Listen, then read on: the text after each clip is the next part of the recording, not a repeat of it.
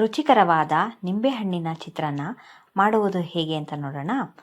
ಮೊದಲು ಒಂದು ಪಾತ್ರೆಗೆ ಎಣ್ಣೆ ಹಾಕಿ, ನಂತರ ನಮಗೆ ಎಷ್ಟು ಬೇಕೋ ಅಷ್ಟು ಕಡಲೆಬೀಜ ಹಾಕಿ ಕೆಂಪು ಬಣ್ಣ ಬರುವ ಹಾಗೆ ಹುರಿಯಬೇಕು. ನಂತರ ಕಡಲೆಬೇಳೆ, ಉದ್ದಿನಬೇಳೆ ಹಾಕಬೇಕು. ಸಾಸಿವೆ, ಜೀರಿಗೆ, ಹಸಿರುಮೆಣಸಿನ್ಕಾಯಿ ಹಾಕಿ ಸ್ವಲ್ಪ ಫ್ರೈ ಮಾಡಬೇಕು. ನಂತರ ಕರಿಬೇವು, ಒಂದೆರಡು ಒಣಮೆಣಸಿನ್ಕಾಯಿ ಹಾಕಬೇಕು. ನಂತರ ಶುಂಠಿ ಬೆಳ್ಳುಳ್ಳಿ ಪೇಸ್ಟ್ ಹಾಕಿ ಸ್ವಲ್ಪ ಹಿಂಗೆ ಹಾಕಿ ಫ್ರೈ ಮಾಡಿ, ಅರಿಶಿನ ಪುಡಿ ಮತ್ತು ಕೊತ್ತಂಬರಿ ಸೊಪ್ಪು ಹಾಕಿ ಫ್ರೈ ಮಾಡೋಣ. ನಂತರ ಸ್ಟವ್ ಆಫ್ ಮಾಡಿ ನಮಗೆ ಎಷ್ಟು ಉಳಿಬೇಕೋ ಅಷ್ಟು ನಿಂಬೆಹಣ್ಣನ್ನು ಹಾಕ್ಕೋಬೇಕು. ನೋಡಿ, ಈಗ ನಾನು ಉಪ್ಪು ಹಾಕ್ತಾಯಿದ್ದೀನಿ.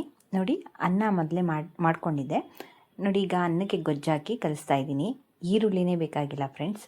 ತುಂಬ ರುಚಿಯಾದಂತಹ ನಿಂಬೆಹಣ್ಣು ಚಿತ್ರಾನ್ನ, ತುಂಬ ಟೇಸ್ಟಾಗಿರುತ್ತೆ. ಇದನ್ನು ಚಟ್ನಿ ಜೊತೆ ತಿಂದರೆ ತುಂಬ ಚೆನ್ನಾಗಿರುತ್ತೆ. ಮೇಲ್ಗಡೆ ಬೇಕಾದ್ರೆ ನೀವು ಕಾಯಿ ತುರಿನ ಉದುರಿಸ್ಕೋಬೋದು. Thank you.